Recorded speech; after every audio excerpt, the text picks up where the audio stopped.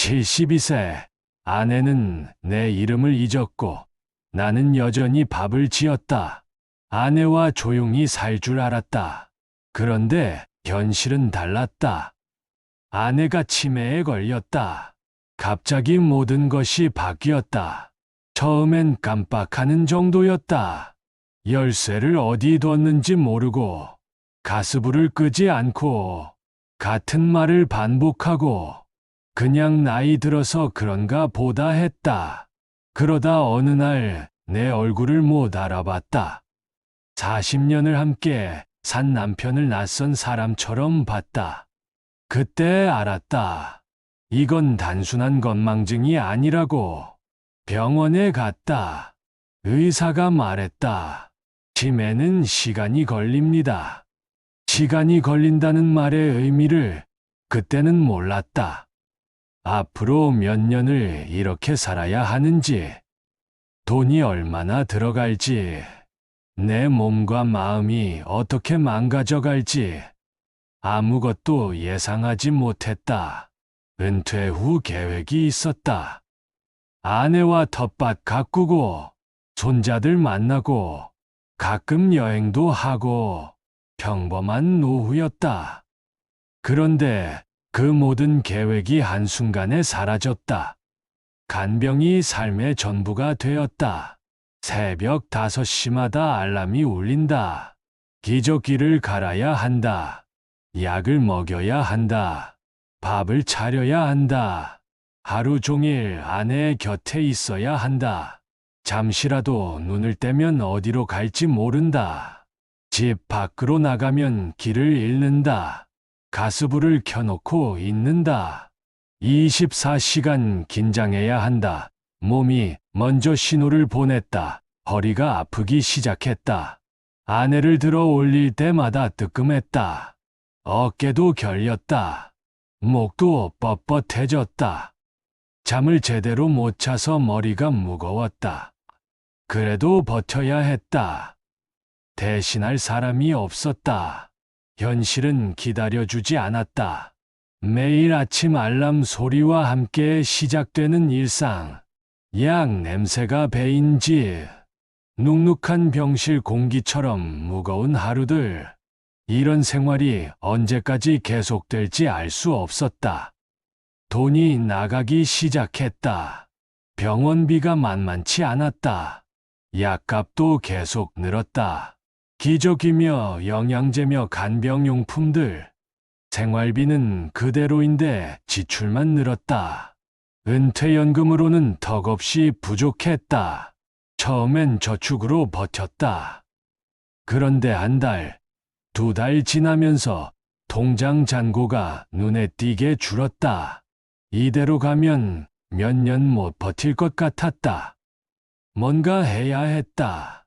아르바이트를 구했다. 오전에만 할 수 있는 일이었다. 경비 일이었다. 오전 6시부터 12시까지 아내가 자는 시간을 이용했다. 새벽에 일어나 출근하고 낮에 돌아와 간병하고 몸이 2개라도 모자랐다. 겨울이 오면서 더 힘들어졌다. 새벽 찬바람을 맞고 나가는 게 쉽지 않았다. 나이가 나이인지라 감기도 자주 걸렸다. 그래도 계속했다. 돈이 필요했다. 아내 상태가 나빠졌다. 밤에 잠을 안 자기 시작했다. 돌아다니고 소리를 지르고 낮에 일하고 와서 밤새 돌봐야 했다. 몸이 견딜 수 없었다. 결국 아르바이트를 그만뒀다. 다시 저축만 빼먹는 생활로 돌아갔다. 절약할 건 다 절약했다. 외식은 꿈도 못 꿨다. 옷도 안 샀다. 전기료 아끼려고 기터도 잘 안 켰다. 그래도 돈은 계속 나갔다. 병원비만으로도 한 달 생활비가 훌쩍 넘었다. 장판의 차가움이 발바닥을 통해 올라왔다. 겨울이라 더 추웠다. 난방비를 아끼려다 보니 집안도 쌀쌀했다. 아내는 감각이 둔해져서 춥다고 하지 않았다. 그래도 이불을 더 덮어줬다. 오래된 이불에서 퀴퀴한 냄새가 났다. 집안 분위기도 차가워졌다. 스트레스가 쌓이니까 신경이 날카로워졌다. 아내한테도 짜증을 내게 되었다. 그러고 나면 후회했다. 아픈 사람한테 화내는 내 자신이 한심했다. 그런데 또 반복됐다. 이웃들의 시선도 부담스러웠다. 아내가 밤에 소리 지르면 미안했다. 말을 걸어와도 대답하기 어려웠다. 점점 사람들과 멀어졌다. 혼자 모든 걸 감당해야 한다는 생각에 막막했다. 마트에서 장을 볼 때도 계산이 먼저였다. 이건 꼭 필요한가? 더 싼 게 있나? 할인 상품만 골라서 샀다. 예전엔 그냥 필요한 걸 샀는데, 이제는 모든 물건에 가격표부터 봤다. 밤에 혼자 앉아서 계산해봤다. 대충이라도 가늠해봤다. 병원비, 약값, 간병용품, 생활비. 매달 나가는 돈이 들어오는 돈보다 많았다. 단순한 수학이었다. 이 상태로는 몇 년 못 간다는 결론이 나왔다. 잠을 못 이뤘다. 새벽 2시, 3시까지 천장을 바라봤다. 젖은 수건 냄새가 코끝에 맴돌았다. 아내가 옆에서 코를 골았다. 평온해 보였다. 그 모습을 보면서 생각했다. 내가 쓰러지면 어떻게 될까? TV에서 뉴스 소리가 흘러나왔다. 경제가 어렵다는 이야기, 물가가 오른다는 이야기. 남의 일 같지 않았다. 우리 집도 그 소용돌이 속에 있었다. 흐릿한 가로등 불빛이 창문으로 스며들었다. 모든 게 흐릿해 보였다. 기저귀 비닐 소리가 밤마다 들렸다. 아내를 갈아입힐 때마다 나는 소리였다. 처음엔 어색했다. 이런 일을 해야 할 줄 몰랐다. 40년 부부였지만 이런 간병은 처음이었다. 점점 익숙해졌지만 마음은 무거웠다. 수입보다 지출이 많아지는 상황이 계속되었다. 저축이 빠르게 줄어들었다. 앞으로 버티기 어려운 국면이 다가오고 있었다. 현실은 기다려주지 않았다. 하루하루가 경제적 부담으로 다가왔다. 그땐 몰랐다. 이게 시작에 불과하다는 걸. 자식들에게 도움을 요청해야겠다고 생각했다. 딸 하나, 아들 둘, 모두 결혼해서 따로 살고 있었다. 가끔 안부 전화는 하지만 자주 만나지는 않았다. 각자 바쁜 삶이 있다는 걸 알았다. 그래도 이런 상황이면 도와줄 거라 생각했다. 먼저 큰아들에게 전화했다.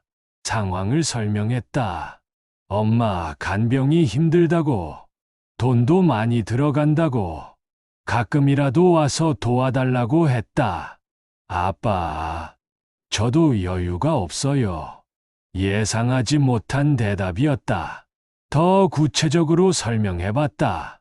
하루 종일 혼자서 엄마를 돌보고 있다고, 잠시라도 쉬고 싶다고. 그래도 답은 마찬가지였다. 회사 일이 바쁘다고, 아이들 뒷바라지도 만만치 않다고, 미안하다고만 했다. 둘째 아들도 비슷했다. 사업이 어렵다고 했다. 당장 빚부터 갚아야 한다고. 엄마 일은 아빠가 좀 더 버텨달라고 했다. 시간이 지나면 여유가 생길 거라고. 뭔가 핑계처럼 들렸다. 딸이 그나마 나았다. 주말에 가끔 와주겠다고 했다. 몇 시간이라도 엄마를 봐주겠다고. 고마웠다. 그런데 막상 와보니까 그것도 쉽지 않았다. 엄마가 딸을 못 알아봤다. 낯선 사람 취급했다. 딸이 울면서 집으로 돌아갔다. 그 뒤로 연락이 뜸해졌다. 서운했다.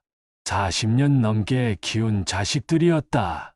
대학 보내고 결혼시키고 손자들 용돈도 주고. 그런데 정작 필요할 때는 각자 사정만 말했다. 이해하려고 노력했다.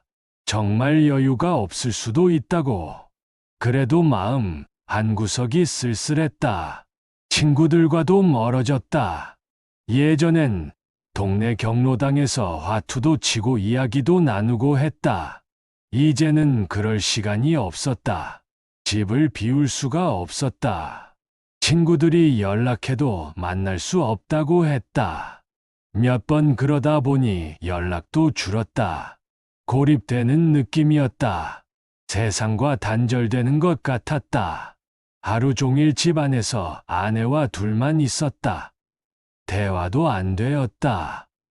아내는 내가 누군지 모르니까 말을 걸어봐도 엉뚱한 소리만 했다. 때로는 화를 내기도 했다. 낯선 사람이 왜 자기 집에 있냐고. TV만이 버시었다. 뉴스 소리가 집 안을 채웠다. 그나마 사람 소리라도 들리니까 덜 외로웠다. 밤이 되면 더 적막했다. 가로등 불빛이 방 안으로 스며들었다. 흐릿했다. 모든 게 흐릿해 보였다.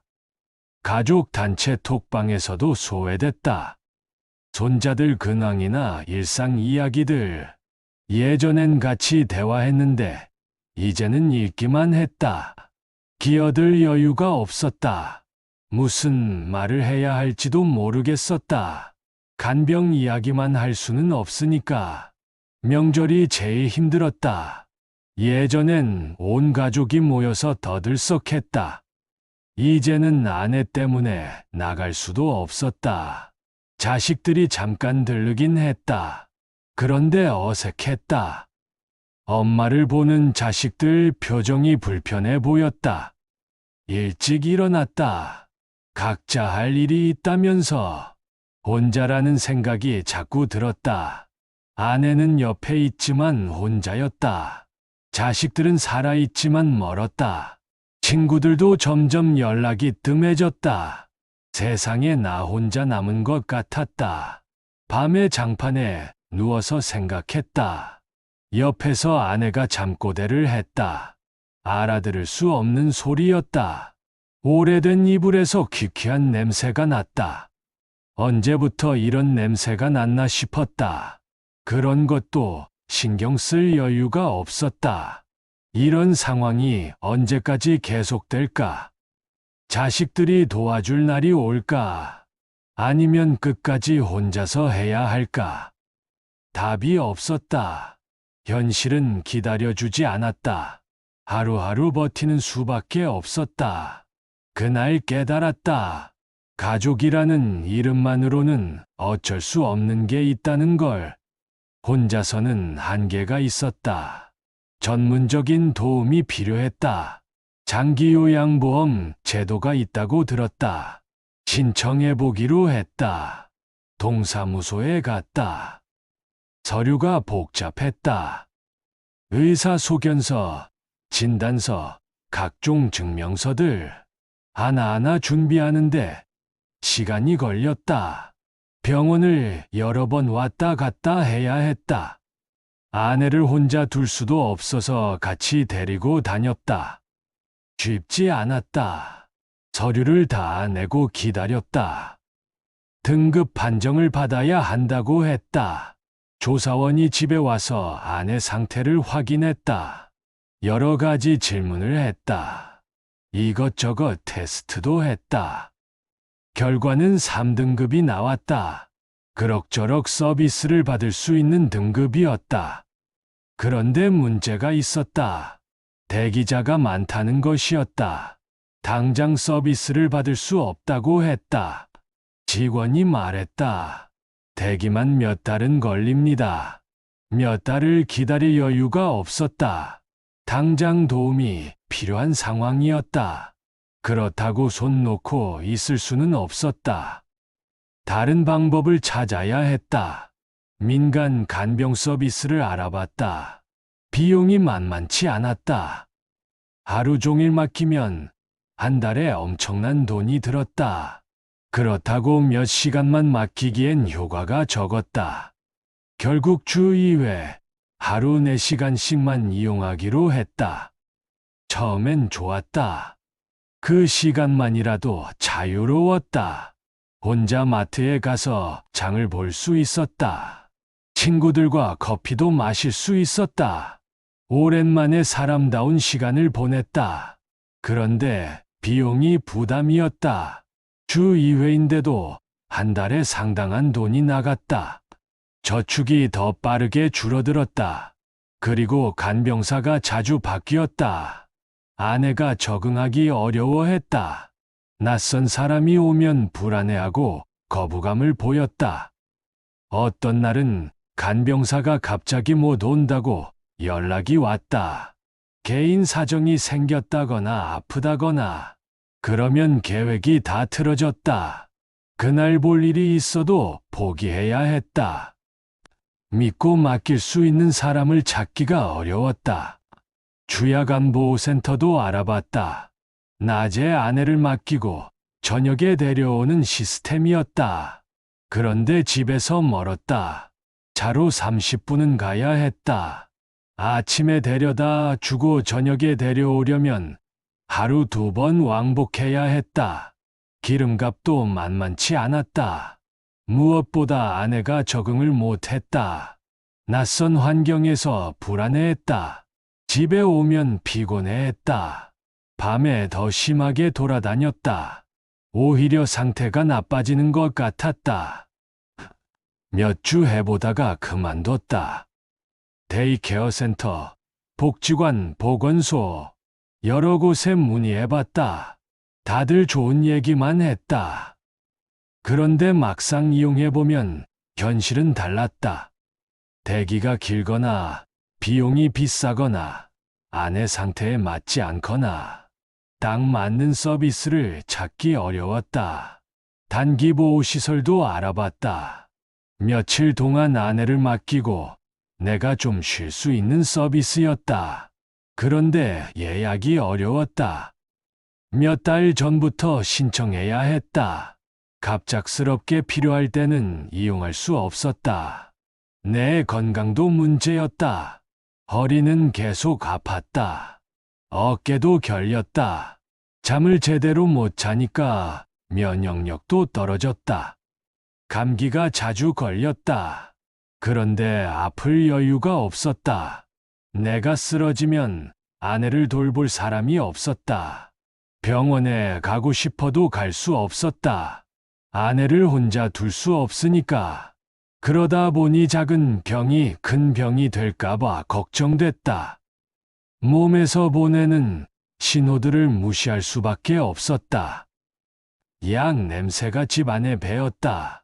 아내 약, 내 약, 온갖 약들이 식탁 위에 놓여 있었다. 매일 아침 약을 챙겨주는 게 일과가 됐다. 가끔 내 약은 까먹고 아내 약만 챙겨줄 때도 있었다. 겨울이 되니 더 힘들었다. 난방비를 아끼려고 한 방에서만 생활했다. 그 방에서 아내와 승문의 시간을 보냈다. 답답했다. 바깥 공기를 마시고 싶어도 나갈 수 없었다. 창문을 열면 춥고 닫으면 답답했다. 기저귀 냄새, 약 냄새, 오래된 이불 냄새, 여러 냄새가 섞여 있었다. 익숙해졌지만 가끔 역겨웠다. 환기를 자주 시켜도 완전히 없어지지 않았다. 이게 내 집인가 싶을 때가 있었다. 밤에 잠을 못 잘 때가 많았다. 아내가 돌아다니면서 소리를 냈다.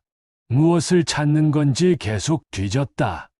말려도 소용없었다. 새벽 2시, 3시까지 그러곤 했다. 다음 날 피곤하지만 어쩔 수 없었다. 시스템의 한계를 절감했다. 제도는 있지만 현실적으로 도움이 되지 않았다. 대기는 길고 비용은 비싸고 질은 들쭉날쭉했다. 결국 개인이 감당해야 하는 몫이 너무 컸다. 버틴다고 길이 생기지 않았다. 오히려 내 건강만 더 나빠졌다. 이대로 가면 둘 다 쓰러질 것 같았다. 근본적인 해결책이 필요했다. 그때 깨달았다. 혼자만의 힘으로는 한계가 분명히 있다는 걸. 병원 창구에서 일이 터졌다. 그날도 아내와 함께 진료를 받으러 갔다. 정기검진 날이었다. 새벽부터 준비해서 9시 진료 예약에 맞춰 갔다. 접수를 하는데 직원이 말했다. 밀린 진료비가 있다고. 먼저 수납을 하고 진료를 받으라고 했다. 얼마인지 물어봤다. 생각보다 많은 금액이었다. 지난 몇 달 동안 쌓인 돈이었다. 카드를 냈다. 결제가 안 됐다. 한도를 넘었다는 표시가 나왔다. 현금도 모자랐다. 통장에서 찾으려고 했는데 잔고가 부족했다. 그제서야 정신이 번쩍 들었다. 돈이 이렇게 바닥났나? 직원은 냉정했다. 수납을 못하면 진료를 받을 수 없다고 했다. 다음에 돈을 준비해서 오라고 했다. 목소리에 짜증이 섞여 있었다. 마치 돈도 없으면서 병원에 왜 왔냐는 식이었다. 사람들이 쳐다봤다. 대기실에 앉아있던 다른 환자들이 시선을 보냈다. 귓말로 뭐라 하는 소리가 들렸다. 부끄러웠다. 얼굴이 뜨거워졌다. 아내는 상황을 모르고 있었다. 그냥 멍하니 앉아 있었다. 때로는 그런 아내가 부러웠다. 이런 수치심을 느끼지 않아도 되니까. 집에 전화해서 자식들에게 연락했다. 급한 상황이니까 도와달라고 했다. 그나들은 외예 중이라고 나중에 연락하겠다고 했다. 둘째는 전화를 안 받았다. 딸은 받았지만 당장 어려우니까 며칠만 기다려달라고 했다. 결국 그날은 진료를 못 받고 돌아왔다. 병원에서 집까지 오는 길이 무겁게 느껴졌다. 아내 손을 잡고 걸었는데 내 손이 더 떨리고 있었다. 집에 와서 다시 계산해봤다. 통장 잔고, 카드 한도, 현금, 모든 걸 합쳐도 앞으로 몇 달 버티기 어려웠다. 이번 달 생활비도 빠듯했다. 병원비까지 밀리면 어떻게 할지 막막했다. 그날 밤 잠이 오지 않았다. 천장을 바라보면서 생각했다. 언제부터 이렇게 됐나? 평생 성실하게 살았다. 남에게 손 벌린 적도 없었다. 그런데 이제는 병원비도 못 내는 신세가 됐다. 자존심이 상했다. 사람들 앞에서 돈이 없어서 진료를 못 받는다니. 평생 쌓아온 체면이 한순간에 무너지는 느낌이었다. 동네에서 알아주는 사람이었는데 이제는 돈 없는 늙은이 취급받는구나. 아내를 보니까 더 미안했다. 아픈 아내를 제대로 치료받게 해주지도 못하다니. 남편으로서 무능함을 느꼈다. 40년을 함께 산 아내인데 이런 대접을 받게 하다니. 화가 났다. 자식들한테도 화가 났다. 정말 급한 상황인데도 각자 핑계만 댔다. 시스템한테도 화가 났다. 평생 성실하게 세금 냈는데 정작 도움이 필요할 때는 대기하라고만 했다. 그런데 제일 화가 난 건 내 자신한테였다. 이렇게 될 때까지 미리 준비하지 못한 것. 자존심 때문에 도움 요청을 늦춘 것. 현실을 제대로 파악하지 못한 것. 그날이 터닝 포인트였다. 더 이상 이렇게 살 수는 없다고 생각했다. 뭔가 근본적인 변화가 필요했다. 자존심이고 뭐고 다 내려놓을 때가 왔다. 집에서 냉정하게 상황을 정리했다. 감정은 접어두고 현실만 봤다. 지금 상태로는 더 이상 버틸 수 없다는 게 명확했다. 수입은 정해져 있었다. 연금이 전부였다. 늘어날 가능성은 없었다. 오히려 물가 상승으로 실질 가치는 줄어들고 있었다. 지출은 계속 늘었다. 병원비만 해도 매달 상당한 몫을 차지했다. 약값, 간병용품비, 민간 서비스 이용료, 거기에 기본 생활비까지 합하면 수입을 훨씬 넘었다. 저축으로 메우고 있었지만 한계가 있었다. 이미 반 이상 줄어들었다. 이 속도로 가면 1년도 못 버틸 것 같았다. 그 다음엔 어떻게 해야 하나? 선택지를 정리해봤다. 크게 4가지 방법이 있었다. 첫 번째는 집을 매각하는 것. 지금까지 살던 집을 팔고 작은 전세집으로 옮기는 방법이었다. 차액으로 당분간 간병비를 감당할 수 있을 것 같았다. 경제적으로는 가장 확실한 방법이었다. 하지만 40년간 살던 집을 떠난다는 게 쉽지 않았다. 아내에게도 스트레스가 클 것 같았다. 환경이 바뀌면 치매 증상이 더 심해질 수도 있었다. 두 번째는 직접 간병을 계속하는 것.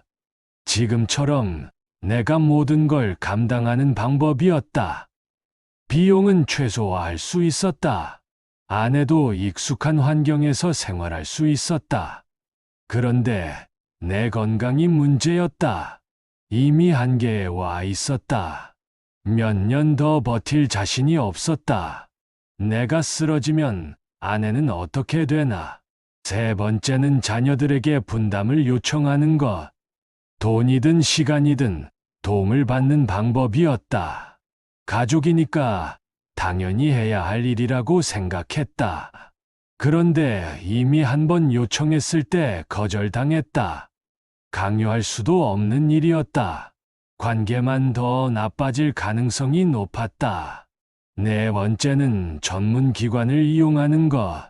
요양원이나 전문 간병 서비스를 활용하는 방법이었다. 아내에게는 전문적인 돌봄을 제공할 수 있었다. 내 부담도 줄일 수 있었다.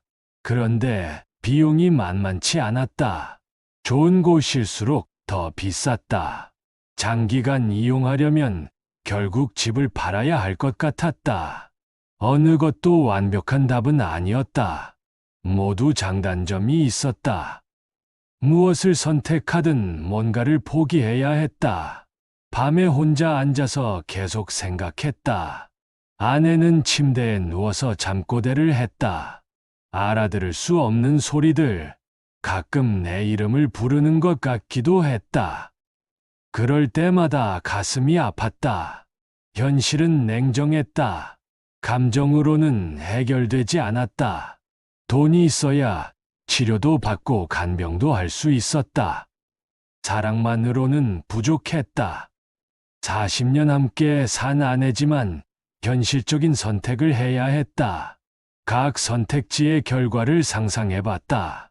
집을 팔면 당장은 여유가 생기겠지만 나중에는 또 어떻게 될까?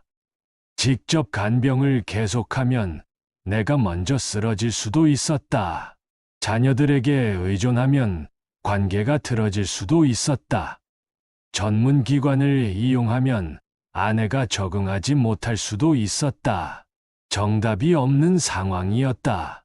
그냥 덜 나쁜 선택을 하는 수밖에 없었다. 무엇을 우선순위로 둘 것인가? 경제적 안정인가? 아내의 안정인가? 내 건강인가? 가족 관계인가? 고민 끝에 결론을 내렸다.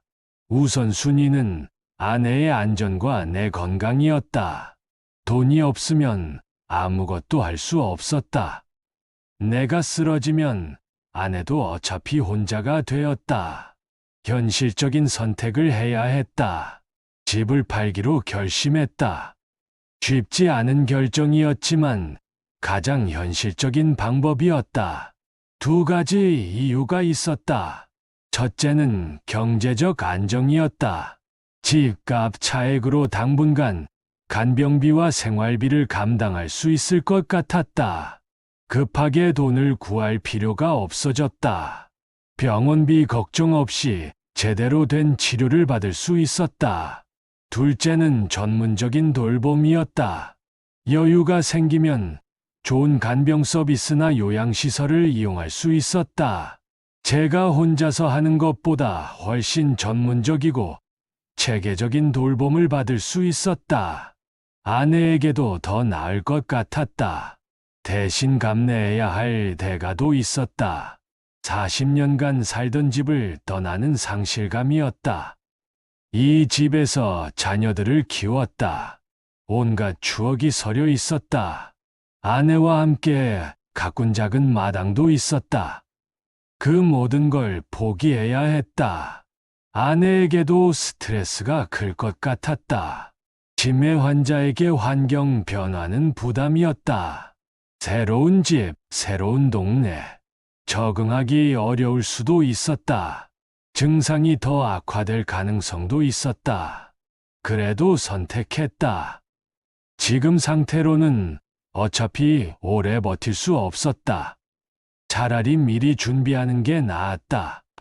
계획적으로 움직이는 게 급작스럽게 당하는 것보다 낫다고 생각했다.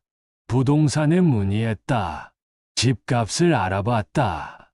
생각보다 괜찮은 가격이 나왔다. 동네가 개발되면서 집값이 올랐던 것 같았다. 작은 전세집으로 이사하면 상당한 차액을 남길 수 있을 것 같았다. 전세집도 알아봤다. 병원과 가까운 곳으로 찾았다. 너무 크지 않고 관리하기 쉬운 곳으로 몇 군데 둘러봤다. 괜찮은 곳을 찾았다. 1층이라 계단 오르내릴 필요도 없었다. 병원까지 버스로 20분 거리였다. 자녀들에게도 알렸다. 집을 팔고 이사한다고. 처음에는 반대했다. 왜 갑자기 그러냐고. 다른 방법을 찾아보자고. 그런데 상황을 자세히 설명하니까 이해했다. 어쩔 수 없다고 인정했다.